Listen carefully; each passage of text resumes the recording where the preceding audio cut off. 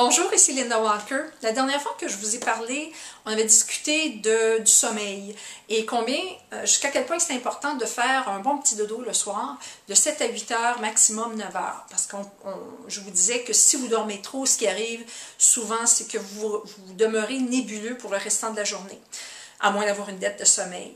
Maintenant, l'autre côté ou l'autre face de cette médaille-là, c'est que on se retrouve à avoir peut-être pas assez de sommeil. Et ça aussi, c'est très mauvais pour quelqu'un qui est atteint d'un déficit d'attention. Si on ne dort pas assez, ce qui arrive, c'est que même quand on n'est pas atteint d'un déficit d'attention, notre mémoire, elle est atteinte. Il y a des études qui le démontrent très clairement. La capacité d'attention, elle est vraiment affectée et de concentration. Et donc, si vous ne dormez pas assez, vous allez avoir des problèmes. Comment est-ce qu'on fait pour dormir assez si on a tendance à se coucher à 3 heures du matin et là maintenant on se retrouve à vouloir dormir un bon nombre d'heures? On comprend que c'est important de pouvoir dormir de 7 à 8 heures par nuit.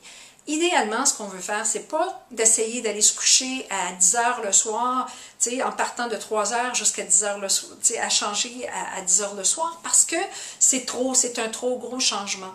Idéalement, ce que je communique à mes clients, c'est, écoute, si tu as de la difficulté à t'endormir, si tu te couches à 10 heures, parce que tu as tendance à te coucher à 3 heures du matin, couche-toi une demi-heure plus tôt, le premier soir, et tu le fais pour quelques nuits.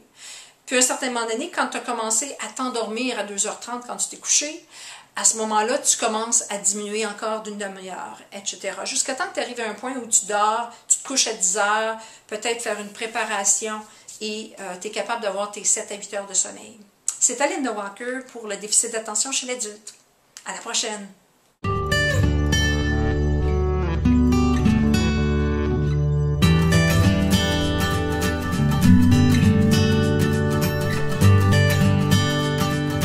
Thank you.